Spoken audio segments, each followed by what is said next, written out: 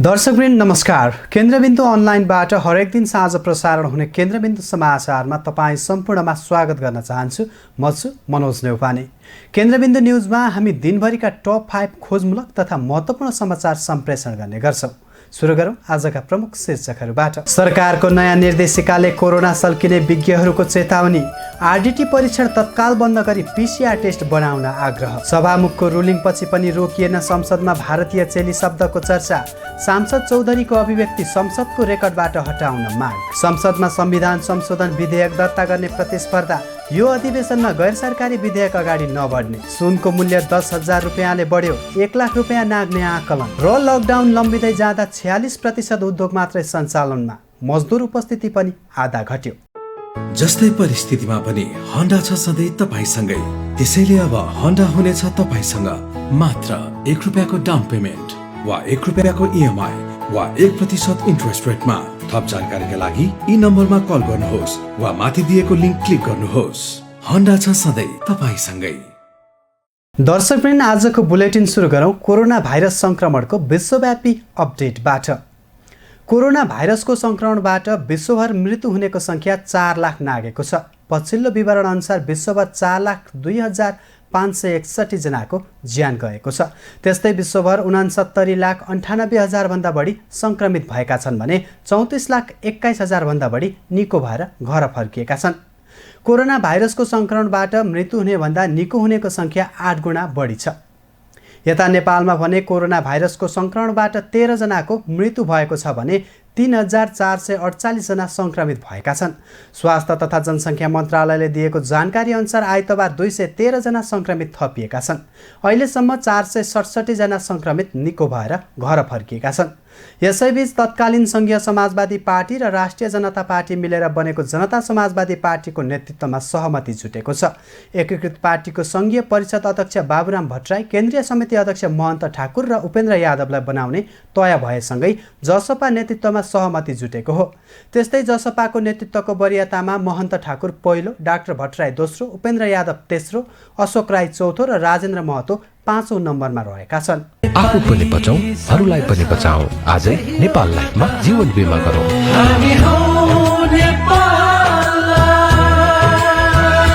Nepal life, किनकि जीवन अमूल्य छ। अब सुरु गरौँ आजको बुलेटिन। दर्शकवृन्द, कोरोना भाइरसको संक्रमण रोकथाम तथा नियन्त्रणका लागि सरकारले लागू गरेको लकडाउनको आज 76औं दिन हो। लकडाउन लम्बिँदै जाँदा देशको समग्र अर्थव्यवस्था अस्तव्यस्त बन्न थालेको छ। अत्यावश्यक वस्तु उत्पादन गर्ने उद्योगको उत्पादन क्षमतामा समेत कमी आउन थालेको छ। प्रस्तुत छ यसै विषयमा तयार पारिएको यो रिपोर्ट। लकडाउन लम्बिँदै जाँदा अत्यावश्यक वस्तु उत्पादन गर्ने उद्योगको उत्पादन क्षमतामा कमी आउन थालेको छ। उद्योग वाणिज्य तथा आपूर्ति मन्त्रालयले सार्वजनिक गरेको तथ्याङ्क अनुसार बन्दाबन्दीको सुरुवाती चरणमा भन्दा हाल उद्योग सञ्चालनमा कमी आउन थालेको हो। बन्दाबन्दीको सुरुवाती चरणमा 49 देखि 51% सम्म सञ्चालनमा आएको उद्योग हाल 46% मा झरेको उद्योग मन्त्रालयका प्रवक्ता प्रकाश दाहालले बताए। उनका अनुसार मुख्य 5 औद्योगिक करिडोर अत्तरिया धनगढी, नेपालगञ्ज कोहलपुर, बुटवल बेलहिया, पथलदैया वीरगञ्ज र इटहरी विराटनगरमा सुरुको 1 महिना वैशाख 13 गतेसम्म 49% उद्योगहरू सञ्चालनमा आएका थिए। 1 महिनाका अवधिमा 10 औद्योगिक क्षेत्रमा रहेका अत्यावश्यक वस्तु उत्पादन गर्ने 597 उद्योगमध्ये 150 उद्योग मात्र सञ्चालनमा रहेका थिए। पूर्ण क्षमतामा सञ्चालन हुन नसकेका उक्त उद्योगमा बन्दाबन्दी अगाडि 5,190 मजदुर रहेकोमा 1 महिनामा 1,602 जना मात्र कार्यरत रहेका थिए। यसैगरी गत वैशाख 13 गतेसम्म 49% मा सञ्चालनमा आएका उद्योग वैशाख मसान्तसम्म 51% मा सञ्चालनमा आएका थिए। वैशाख मसान्तसम्म 349 उद्योग सञ्चालनमा रहेकोमा जेठ 20 गतेसम्ममा अत्यावश्यक वस्तुको उत्पादन गर्ने 338 उद्योगहरू सञ्चालनमा छन्। चैतमा पूर्ण क्षमतामा सञ्चालनमा रहेका अक्सिजन र एलपी ग्यास उद्योग हाल पूर्ण क्षमतामा सञ्चालनमा छन् भने अन्य उद्योगको सञ्चालन क्षमतामा कमी आएको छ। मन्त्रालयले सार्वजनिक गरेको तथ्याङ्क अनुसार चैतमा 80% सम्म सञ्चालनमा रहेको खाद्य उद्योगहरू बिस्कुट, चाउचाउ लगायतका उद्योग हाल 50 देखि 60%, 75% मा सञ्चालन रहेको खाद्य उद्योग चामल, चिउरा, दाल, पिठो, तेल आदि उद्योगहरू हाल 55% र 80% सञ्चालनमा रहेको दूध उद्योगमा हाल 60% सञ्चालनमा रहेका छन्। चैतमा 80% सञ्चालनमा रहेको दाना, ह्याचरी, कुखुरा पालन उद्योग हाल 40%, 70% सञ्चालनमा रहेको औषधि उद्योग हाल 60%, पूर्ण क्षमतामा सञ्चालनमा रहेको खानेपानी उद्योग 60 र 70% सञ्चालनमा रहेको चिया उद्योग हाल 30 देखि 40% मा सञ्चालनमा रहेका छन्। बन्दाबन्दी पूर्व 11,736 मजदुर कार्यरत रहेकामा हाल 4,900 मात्र कार्यरत तथा 6,836 मजदुर अनुपस्थित रहेका छन्। फेरि पनि एउटा आर्थिक क्षेत्रकै प्रसङ्ग। सुन चाँदी व्यवसायी महासङ्घले करिब 2.5 महिनापछि आज सुनको नयाँ मूल्य तोकेको छ। यो बीचमा सुनको मूल्य प्रतितोला 10,400 रुपियाँले वृद्धि भएको छ भने चाँदीको मूल्य प्रतितोला 205 रुपियाँले वृद्धि भएको छ। हेरौँ पुरा समाचार। आइतबार सुनको मूल्य बढेर प्रतितोला 87,400 रुपियाँ पुगेको छ। सुन चाँदी व्यवसायी महासङ्घले 2.5 महिनापछि सुन चाँदीको नयाँ मूल्य तोकेको हो। नयाँ मूल्य सूची अनुसार सुनको भाउ प्रतितोला 10,400 रुपियाँ वृद्धि भएको छ भने चाँदीको भाउ प्रतितोला 205 रुपियाँले बढेर 925 रुपियाँ पुगेको छ। सुन चाँदी व्यवसायी महासङ्घले यसअघि चैत 10 गते अन्तिम पटक छापावाला सुनको भाउ प्रतितोला 77,000 रुपियाँ र चाँदीको भाउ 720 रुपियाँ तोकेको थियो। कोरोना महामारीको जोखिमलाई मध्यनजर गर्दै मुलुकभरि लकडाउन गरेपछि चैतमा तोकेको सुनको मूल्यमा 2.5 महिनापछि नयाँ भाउ तोकेको हो।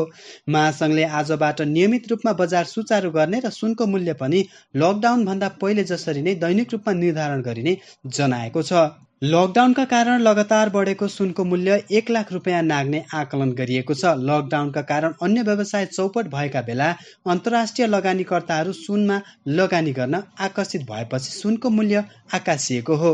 अमेरिका तथा अन्य मुलुकहरूको केन्द्रीय ब्याङ्कले कोभिड-19 को मन्दीका कारण निम्तिएको मुद्रा सङ्कुचनको विपरीत जोखिमसँग जुझ्नका लागि ब्याज दरमा कटौती गरेकाले सुनको मूल्य लगातार रूपमा उकालो लागेको हो। यति बेला सरकारी ऋणपत्र लगायतको ब्याज दर तल ओर्लिएकाले लगानीकर्ताहरू सुनतर्फ आकर्षित हुँदा मूल्य बढेको देखिन्छ। लकडाउन यता नेपालमा सुनको कारोबार नभए पनि विश्व बजारमा भने नियमित कारोबार भइरहेको छ। यता सरकारले बजेट मार्फत सुनको भन्सार प्रतितोला 2032 रुपियाँ वृद्धि गरेको छ। सो भन्सार पनि सुनको मूल्यमा जोडिने भएको छ। महासङ्घका पूर्व अध्यक्ष मणिरत्न साक्यले सुनको भाउ सर्वसाधारणले किन्नै नसक्ने अवस्था आउन सक्ने बताएका छन्। नेपालमा 2.5 महिनापछि आजदेखि सुनचाँदी पसलहरू खोल्न थालेका हुन्। दर्शकबिन अब संविधान संशोधनको प्रसङ्ग। सरकारले निशान छाप परिवर्तनका लागि संविधान संशोधन विधेयक दर्ता गराएसँगै विपक्षी दलहरूले पनि धमाधम संशोधन विधेयक दर्ता गर्न थालेका छन्। अहिलेसम्म संविधान संशोधन सम्बन्धी सरकारी 1 विधेयक र गैर सरकारी 4 विधेयक दर्ता भएका छन्। तर संसदको यो 6औं अधिवेशनमा गैर सरकारी विधेयकमाथि छलफल नहुने भएको छ। कुन दलले केका लागि संविधान संशोधन प्रस्ताव गराएका छन् त हेरौँ यसै सम्बन्धमा तयार यो रिपोर्ट। पछिल्लो समय संविधान संशोधन विधेयक दर्ता गर्ने प्रतिस्पर्धा चलेको छ। सरकारले संविधान संशोधन विधेयक दर्ता गराएसँगै विपक्षी दलहरूबाट पनि सरकारलाई काउन्टर दिने गरी विधेयक दर्ता हुँदा संविधान संशोधन सम्बन्धी विधेयक दर्ता गर्ने प्रतिस्पर्धा चलेको हो। अहिलेसम्म संविधान संशोधन सम्बन्धी सरकारी 1 विधेयक र गैर सरकारी 4 विधेयक दर्ता भएका छन्। गत जेठ 7 मा भूमि व्यवस्था, सहकारी तथा गरिब निवारण मन्त्री पद्मा अर्यालले लिम्पियाधुरा, लिपुलेख र कालापानी क्षेत्रको 335 वर्ग किलोमिटर भूभाग सहितको नयाँ नक्सा सार्वजनिक गरेकी थिइन्। नयाँ नक्सा जारी भएसँगै नेपालको संविधान 2072 को अनुसूची 3 मा रहेको निशान छाप परिमार्जन गर्न आवश्यक भएकाले कानुन, न्याय तथा संसदीय मामिला मन्त्री शिवमाया तुम्बाम्फेले जेठ 9 मा दोस्रो संशोधन विधेयक संसदीय सचिवालयमा दर्ता गरेकी थिइन्। मन्त्री तुम्बा आम्फेले दर्ता गरेको संशोधन विधेयक प्रतिनिधि सभाको जेठ 18 को बैठकमा पेश गरिएको थियो। त्यसको भोलिपल्ट अर्थात् जेठ 19 मा राष्ट्रिय जनता पार्टी र संघीय समाजवादी पार्टीले नेपालको संविधान दोस्रो संशोधन विधेयक संघीय संसद सचिवालयमा दर्ता गराएका थिए। नेपालको संविधान 2072 निर्माणका समयदेखि नै मधेस केन्द्रित दलहरूले उठाउँदै आएको नागरिकता, भाषा, प्रदेशको सिमाना हेरफेर गर्ने आयोगको गठन, राष्ट्रिय सभा उम्मेद्वारका लागि निर्वाचन प्रणालीमा संशोधन, संवैधानिक अदालतको गठन र राजदूत लगायतका संवैधानिक नियुक्ति समावेशी र समानुपातिक हुनुपर्ने उल्लेख गरिएको थियो। त्यस्तै जेठ 20 मा काङ्ग्रेसका सांसदहरू चित्रलेखा यादव, उमाकान्त चौधरी, अमरेश कुमार सिंह, प्रदीप गिरी, तेजुलाल चौधरी, अभिषेक प्रताप शाह, नमिता चौधरी र पद्मनारायण चौधरीले संविधान संशोधन सम्बन्धी विधेयक दर्ता गराएका थिए। उनीहरूको प्रस्तावमा शेरबहादुर देउवा प्रधानमन्त्री हुँदा पेश गरिएको संशोधन विधेयकमा भएको समावेशिता, नागरिकता लगायतका विषय समावेश गरिएको छ। त्यस्तै जेठ 21 मा राष्ट्रिय जनमोर्चाकी प्रतिनिधि सभा सांसद दुर्गा पौडेलले संघीयताको खारेजीको माग गर्दै संविधान संशोधन प्रस्ताव दर्ता गराएकी थिइन्। त्यस्तै गरी जेठ 23 मा नेपाल मजदुर किसान पार्टी नेमकिपाका सांसद प्रेम सुवालले पनि संविधान संशोधन विधेयक दर्ता गराएका थिए। उनको संशोधन विधेयकमा सरकारले हरेक 18 वर्ष उमेर पुगेका नेपाली नागरिकलाई अनिवार्य सैन्य तालिमको व्यवस्था गर्नुपर्ने, प्रत्यक्ष निर्वाचित राष्ट्रपति हुनुपर्ने, राज्य पुनर्संरचना गरी प्रत्येक प्रदेशमा हिमाल पहाड तराई समेटिनुपर्ने, नेपाली नागरिकले विदेशमा सम्पत्ति जम्मा गर्न नपाउने लगायतका 13 बुँदा रहेका छन्। संसदमा 4 वटा गैर सरकारी विधेयक दर्ता भए पनि यो छैटौं अधिवेशनमा संविधान संशोधन सम्बन्धी गैर सरकारी विधेयक अगाडि नबढ्ने भएका छन्। सरकारले ल्याएको विधेयक संघीय संसद अन्तर्गतको प्रतिनिधि सभाको बैठकमा टेबल भइसकेकाले यही अधिवेशनमा गैर सरकारी विधेयक संशोधनको प्रक्रियामा अगाडि नबढ्ने भएको हो। प्रतिनिधि सभा नियमावलीमा एउटै अधिवेशनमा समान विषयको विधेयक एकभन्दा बढी प्रस्तुत हुन नसक्ने व्यवस्था गरिएको छ। संघीय संसद प्रतिनिधि सभा नियमावली 2075 को नियम 101 मा समान विषयको विधेयक सूचीमा नरहने व्यवस्था गरिएको छ। केन्द्रबिन्दुका लागि सरोज बस्यालको रिपोर्ट। फेरि पनि एउटा संसदकै प्रसङ्ग। प्रतिनिधि सभामा विगत एक सातादेखि भारतीय चेली भन्ने शब्दले चर्चा पाएको छ। आज बसेको बैठकमा पनि यो विषयमाथि टीका टिप्पणी भएपछि सभामुख अग्नि सापकोटाले रुलिङ नै गरेका छन्। हेरौँ यसै विषयमा तयार यो रिपोर्ट। विगत एक सातादेखि संघीय संसदको प्रतिनिधि सभामा भारतीय चेली शब्दले चर्चा पाएको छ।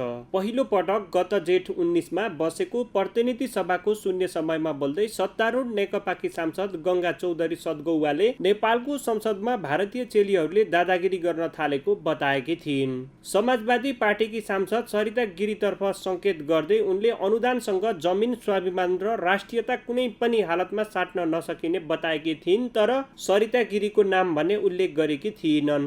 जमिन, स्वाभिमान र राष्ट्रियता कदापि साट्न मिल्दैन। सीमा विवाद नेपालमाथि भारतको दादागिरी नमिचिएको ठाउँ छैन, नहपिएको गाउँ छैन भन्दै भारतीय चेलीहरूको सदनभित्र पनि दादागिरी चल्न थाल्यो।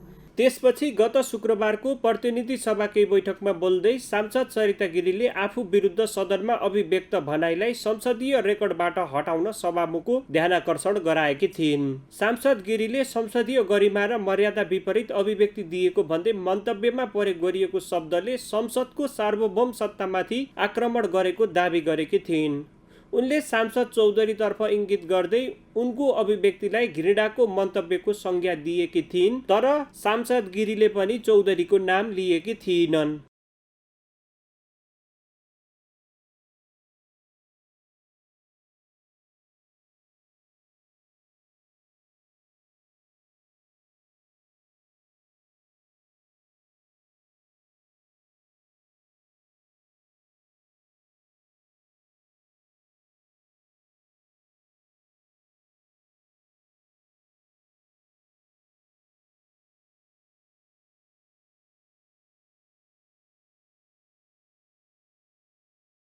सोही दिन सांसद अमृता देवी अग्रहरीले सांसद गिरीको पक्षमा मन्तव्य दिँदै गंगा चौधरीले आफ्नो अभिव्यक्तिप्रति माफी माग्नुपर्ने बताएकी थिइन्। सदनमा सांसदको रूपमा उपस्थित भएका सबैले निश्चित प्रक्रिया पूरा गरेर आएको भन्दै उनले सबैको सम्मान गर्ने गरी मन्तव्य दिन पनि आग्रह गरिन्।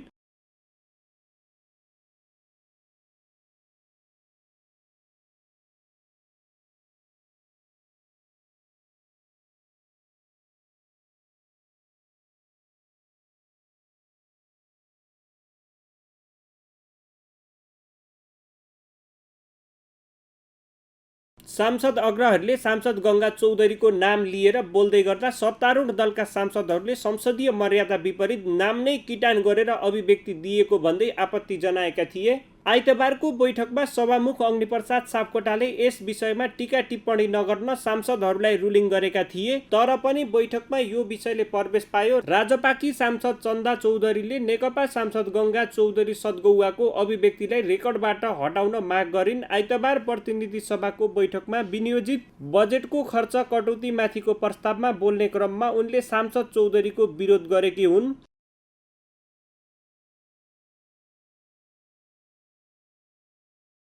सभामुखले विषयवस्तुभन्दा बाहिर गएर नबोल्न आग्रह गर्दै लाइन काट्ने चेतावनी दिएपछि सांसद चौधरीले भने रगत उम्लने अभिव्यक्ति दिने सांसदलाई चेतावनी दिन आग्रह गरिन्। व्यक्तिगत रूपमा आरोप प्रत्यारोप भएपछि सभामुख सापकोटाले संसद नियमावलीको 21 को ङ तर्फ ध्यानाकर्षण गराउँदै विषयवस्तुमा केन्द्रित हुन आग्रह गरेका थिए।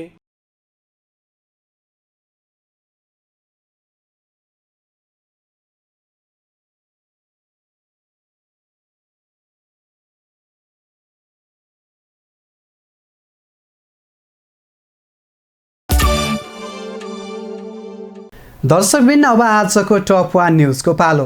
नेपालमा पछिल्ला दिन यता कोरोना भाइरस सङ्क्रमितहरूको सङ्ख्या बढ्दो छ। सरकारले भने कोरोना भाइरस परीक्षणको मापदण्ड फेरबदल गरेको छ। सरकारले अब कोरोना भाइरस सङ्क्रमण पुष्टि भई अस्पताल भर्ना भई लक्षण नदेखिएका बिरामीलाई 14 दिनमा परीक्षण बिना नै डिस्चार्ज गर्ने भएको छ। त्यस्तै कोरोनाको लक्षण देखिएका बिरामीलाई भने लक्षण देखिन छोडेको 3 दिनमा डिस्चार्ज गरिने भएको छ। क्वारेन्टाइनमा रहेकाहरूको पनि लक्षण देखिए मात्रै PCR परीक्षण गर्ने, लक्षण नदेखिएकालाई RDT मात्रै परीक्षण गर्ने भएको छ। जनस्वास्थ्य विज्ञहरूले सरकारको यो मापदण्डले थप जोखिम निम्तने बताएका छन्। विश्वमा करिब 80% सङ्क्रमित लक्षण नदेखिएको विभिन्न अध्ययनले देखाएको छ। प्रस्तुत छ यसै विषयमा तयार पारिएको यो विशेष रिपोर्ट। सरकारले कोरोना भाइरस सङ्क्रमित भई अस्पताल भर्ना भएकाहरूलाई लक्षण नदेखिएको 3 दिनमा र 14 दिन अस्पतालको बसाइपछि टेस्ट नगरी डिस्चार्ज गर्ने भएको छ। स्वास्थ्य मन्त्रालय अन्तर्गतको स्वास्थ्य आपतकालीन कार्य सञ्चालन केन्द्रले कोरोना सङ्क्रमितहरूको उपचार गर्ने अस्पतालहरूलाई परिपत्र गर्दै यस्तो निर्देशन दिएको हो। यसअघि अस्पताल बसेकाहरूको कम्तीमा 2 पटक परीक्षण गरेर नेगेटिभ आएपछि मात्रै डिस्चार्ज गर्ने गरिएको थियो। अब भने लक्षण नदेखिएकालाई लक्षण देखिन छाडेको 3 दिनपछि र लक्षण नदेखिएकालाई 14 दिनपछि परीक्षण नै नगरी डिस्चार्ज गरिने भएको छ।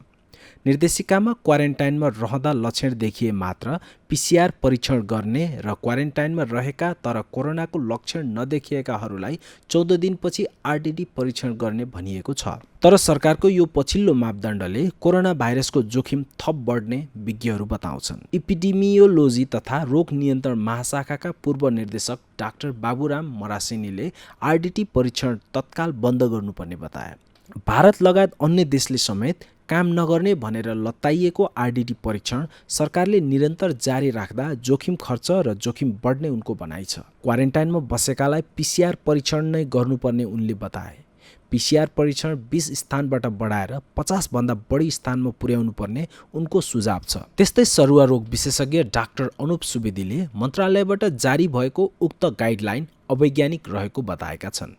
उनका अनुसार RDT परीक्षण 100 जना सङ्क्रमितमा परीक्षण गरियो भने 50 जना वा कुनैले 30 जनामा मात्रै सङ्क्रमित देखाउने भएकाले यसको मात्रै विश्वास गर्न सकिँदैन। सरकारको कदम गलत छ, हामीले पहिलादेखि भन्दै आएको, तर सरकारले सुनेन। अब RDT परीक्षणलाई बन्द गरी PCR परीक्षण बढाउनु पर्छ उनले भने। त्यस्तै सरुवा रोग विशेषज्ञ डाक्टर अनुप बास्तोलाले पनि अहिलेको स्वास्थ्य मन्त्रालयको गाइडलाइन गलत रहेको बताएका छन्। उनका अनुसार सरकारले विज्ञहरूको सुझावलाई समेत नसुनी धेरै टेस्ट गरेको देखाउन RDTमा जोड दिए पनि यसले सरकारप्रतिको विश्वास हट्दै जाने तथा राज्यको करोडौँ खर्च पनि हुने, तर कोरोनाको सङ्क्रमण भने बढ्दै जाने बताए।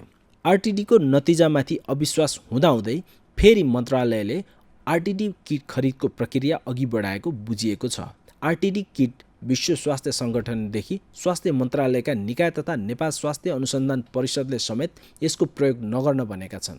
केन्द्रबिन्दुका लागि अनिश परियारको रिपोर्ट। यतिन्जेल केन्द्रबिन्दु समाचार हेरेर साथ दिनुभएकोमा तपाईँ सम्पूर्णलाई धन्यवाद। भोलि पुनः यसै समयमा उपस्थित हुनेछौँ। केन्द्रबिन्दु अनलाइन सँगै रहनुहोला। नमस्कार।